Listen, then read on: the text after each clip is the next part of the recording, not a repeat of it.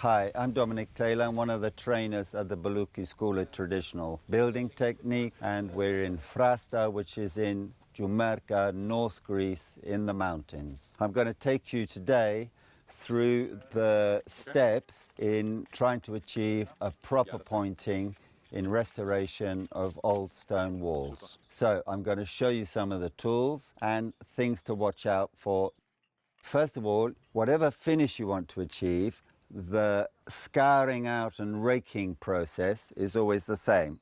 You need very simple chisels, hammer and brushes. This is the pointer's tool. It's called a raking chisel, and you use this because the edges are parallel so it doesn't damage the brickwork. Otherwise, you can use this in the larger holes that you need to dig out, but as you go deeper, you're going to hurt the brickwork if you keep on using a tapered chisel. So all the time I'm trying to find the real joint between the stones, which is not this line they've drawn. This stone here is below the central line, but it's to trick you that the stones are all straight. You want to brush the face of the stonework.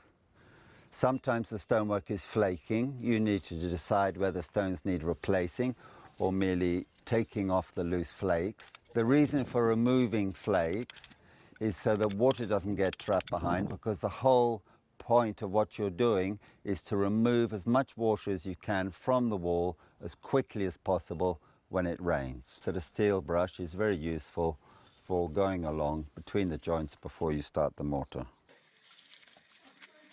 Once you've raked out the joints, finally you brush it all out, which gets rid of any loose dust, and then you have to apply water, which is normally done with a hose, because unless you wet that joint, you're not going to get any bond on the mortar that you're putting in. It's just going to immediately separate both from the stone and, more importantly almost, from the old mortar behind, which will be very dry and very porous. You basically wet the whole surface. That also shows you some places that you've missed. And then you have to look at the wall, and if you're ready with your mortar, you have to make sure that there's no gloss areas at all, because what you want is the wall damp but not wet.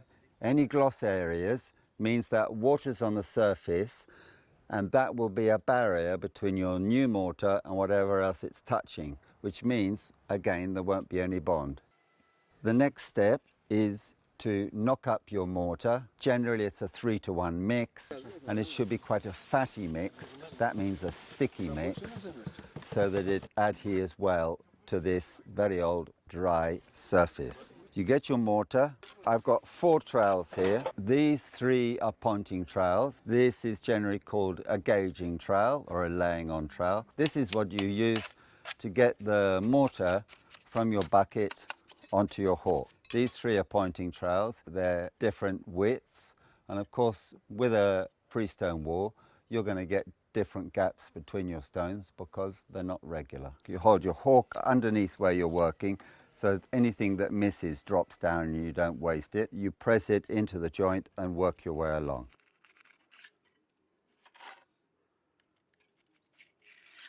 It's best to prepare lime mortar a few days before, and that gives a chance to crystallize around each granule of sand that you're using. You want to use a sympathetic mortar with your material. Now, what sympathetic materials are materials which, for instance, expand and contract at the same rate, that retain the same amount of moisture with the same sort of porosity. So here at Frasta, on the wall behind me, you can maybe notice that it's been pointed with cement. Inside is lime in the mortar.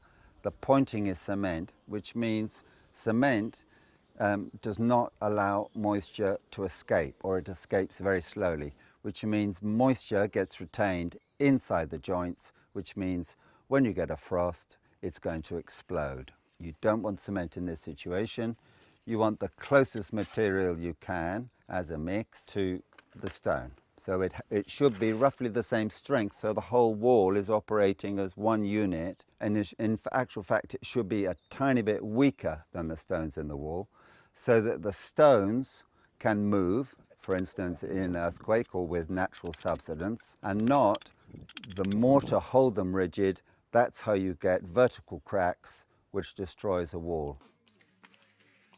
The final part of the process, the brushing afterwards, when you can just about put a mark on it with your finger by pressing hard.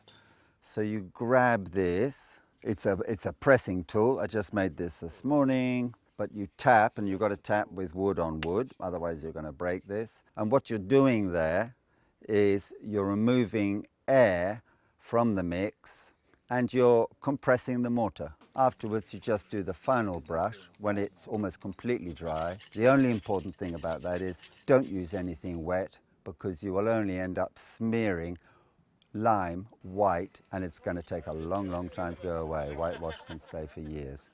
So keep it as dry as possible with your brush, with your cloth, with your sponge. Do not get too much water on it. One final thing to mention, depending on which climate you're working in and which season, you will need to be very careful not to dry your wall too fast. Lime works best the slower it dries. The traditional technique for that, when it was available, was to use hessian, so coarse linen like potato sacks used to be made for, and you either hang them up in front or you hang them from the roof. You leave them for a few days. You can even wet the hessian, as long as it's not touching the wall, wet the hessian, and that'll give a moist environment for the lime to be happy in. Anything above 25 degrees, you don't want to be pointing. It's autumn and spring occupation, and certainly in Greece.